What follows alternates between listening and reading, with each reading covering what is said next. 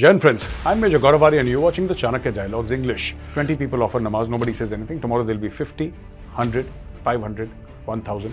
And one day you'll realize that the entire airport has become a mosque. And that's how it is. Both of you or anybody else who comes in between will be held to account.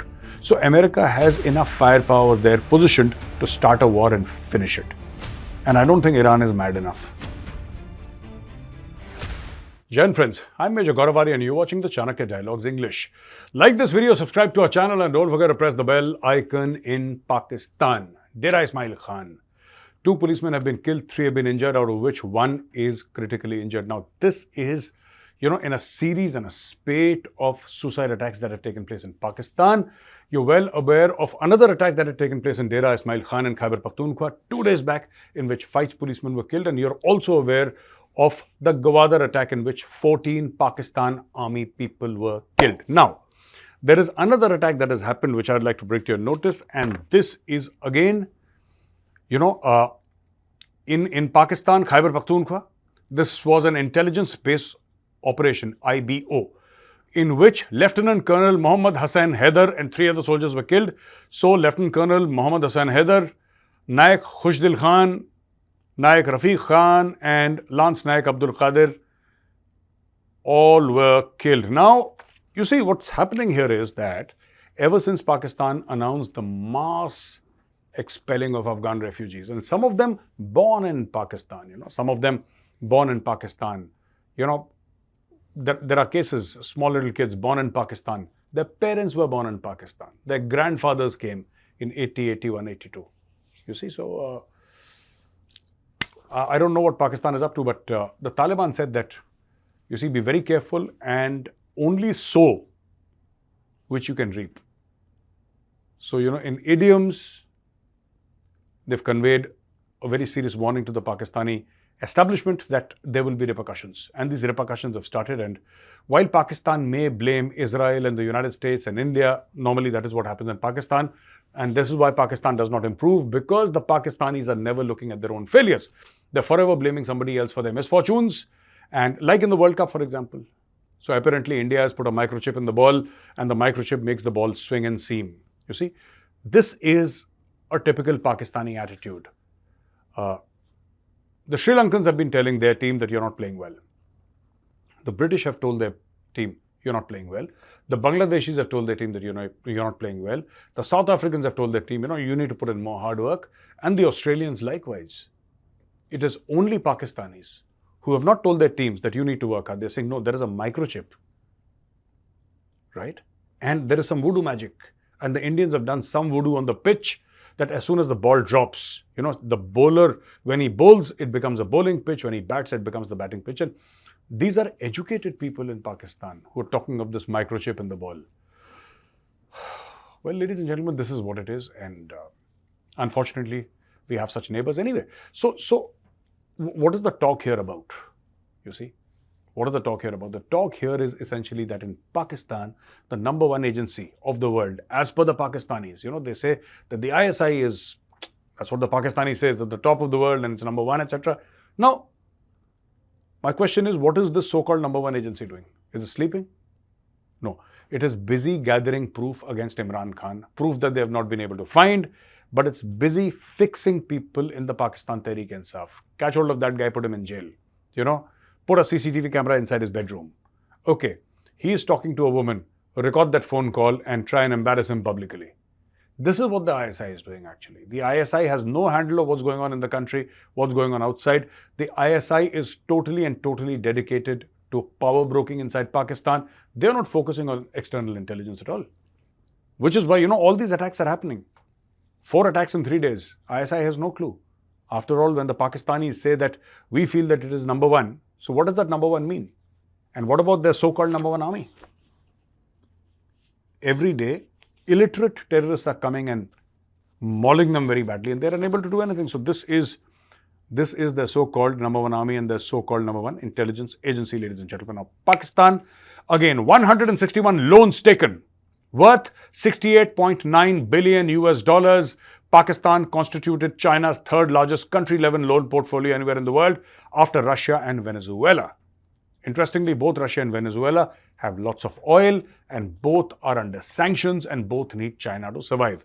They've been, Venezuela has been under sanctions, I don't know, God knows since when.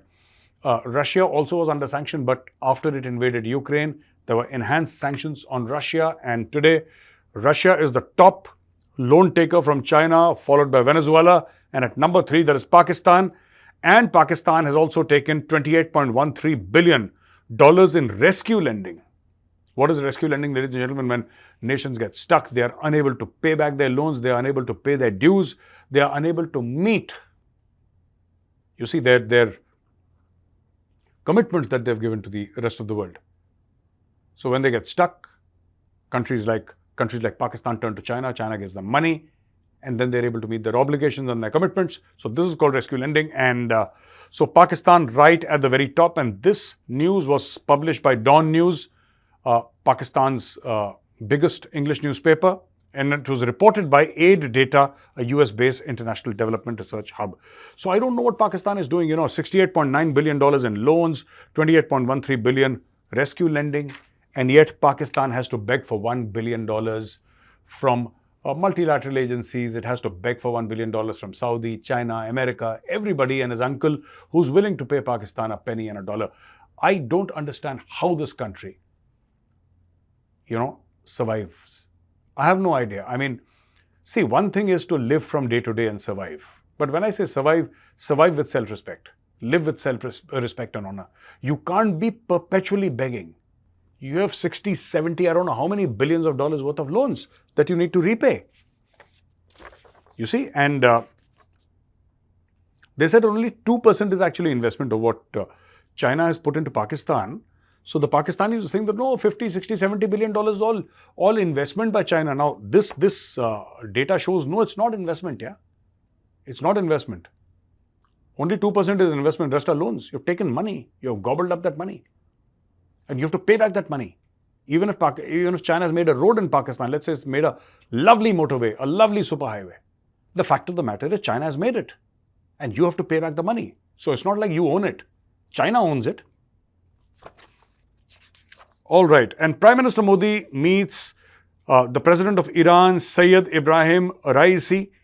And they discuss a lot of things. Raisi says that India should stop the war.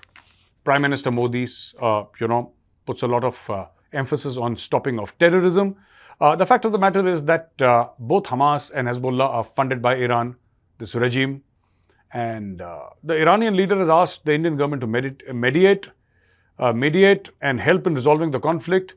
Raisi reminded Modi of Indian nation's history of fights against Western colonialism and its position as one of the founders of the non-aligned movements of the world. You see, I don't think Iran should say anything about India's past in fighting Western colonialism, yeah. Who used to live in Iran? It was the Parsis, yeah. So at the advent, when there was the advent of Islam, the Parsis were colonized. And they had to unfortunately leave their country. And many of them came to India where they're doing very well and, they're happy here. But the fact of the matter is that I think Iran should be the last country on earth talking about colonialization because this is exactly what they did when they came to Iran. So here it is, ladies and gentlemen. Then we move on to the next news, which is France. Why turning into mosque? Images of Muslims praying at Paris airport stirs row. Now, France is an avowedly secular country, which means that religious symbolism and religious symbols are not allowed in public spaces. While France is overwhelmingly Christian, what you cannot do in France is even wear a cross in places like schools and universities and libraries, and it's not appreciated. While it's a Christian country, they don't allow it. And they don't allow Muslims, they don't allow Hindus, they don't allow anybody to do it. They don't allow their own Christian people, people who are, because France is a Christian country. At the end of the day, the overwhelming number of, or the percentage of the population is Christian, but France does not allow it because France says that this is true secularism. Now, what happened in France is at the Charles de Gaulle airport, which is the largest international airport in France, we had many Muslims gathering bang in the middle of the airport, and they start offering namaz, and people are confused because not very far away, 20 steps away, is actually a large room where prayers can be offered. And there is no problem, you can go there and offer prayers. But, this is more of politics than religion. This is trying to take over public spaces. Today, 20 people offer namaz, nobody says anything. Tomorrow there'll be 50, 100, 500, 1,000. And one day you'll realize that the entire airport has become a mosque. And that's how it is. That is what the Pakistanis do. The Pakistanis can pray in the dressing room, the cricket team. But no, they will pray on the cricket pitch. That is the mindset. Take over public spaces. And tomorrow if anybody says, why are you praying here? Scream Islamophobia. That's always an option, It always works. Scream Islamophobia, scream Zionist conspiracy, scream Judeo-Christian conspiracy. So many conspiracies to talk about. Okay. And the United States of America has given a direct warning to Hezbollah and Iran that it would be prepared to intervene militarily against them if they launched an attack against Israel. And this is reported, ladies and gentlemen, by the New York Times. And Hassan Nasrallah, the chief of Hezbollah, in his first ever speech, he was actually hiding in a hole somewhere, some bunker somewhere like a coward. And from there he gave a televised speech. A lot of people were listening to him. And this guy says that, we are not scared of the warships. He was mentioning American warships and destroyers. We are not scared of their warships. Then why are you hiding if you're not scared? Come out in the open. You know that if you come out in the open and if one of those Predator drones, they recognize you from 50,000 feet, they're going to put a missile in your car. So Hassan Nasrallah is busy hiding and preaching jihad from some rat hole where he's hiding. But America's intent is absolutely crystal clear. America has told everybody, hey, listen, let's be absolutely clear in this. If you so much as even look in the direction of Israel, there will be hell to pay. So America has 2 aircraft carriers. It has a whole carrier group. In fact, it has 2 carrier groups. And now it has positioned a nuclear submarine there. And America has said that it has said it to Hezbollah and to Iran. Both of you or anybody else who comes in between will be held to account. So America has enough firepower there positioned to start a war and finish it. And I don't think Iran is mad enough. I don't think. And I think one of the pressures on Iran is that is why Iran is talking to Prime Minister Modi. That is one of the reasons why that Raisi, their president, he spoke to Prime Minister Modi because he knows that, Prime Minister Modi is a friend to both Iran and to Israel and Saudi Arabia.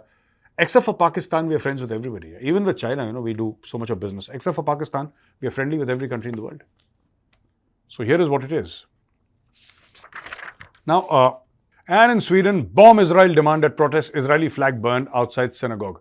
So, a synagogue is the Jewish place of worship, and Sweden, which is well known for burning of Qurans, and it's a NATO nation, of course, as part of NATO, and a lot of demonstrators gathered around outside the synagogue. They burnt an Israeli flag.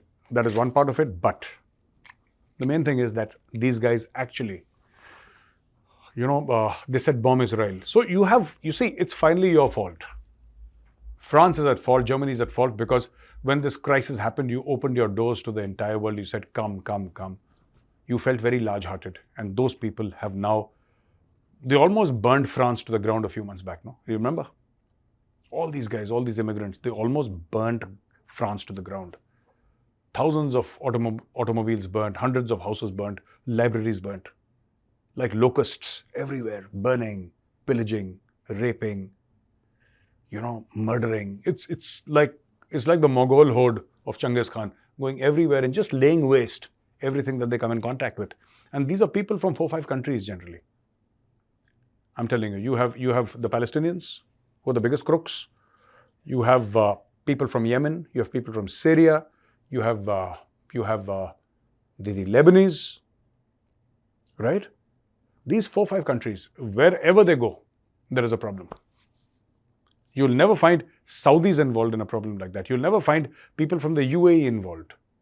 Generally, you'll have Bangladeshis doing a lot of business and opening restaurants and textile businesses, etc. You will find, and they are Muslims also. But you'll generally find that they are law-abiding, educated.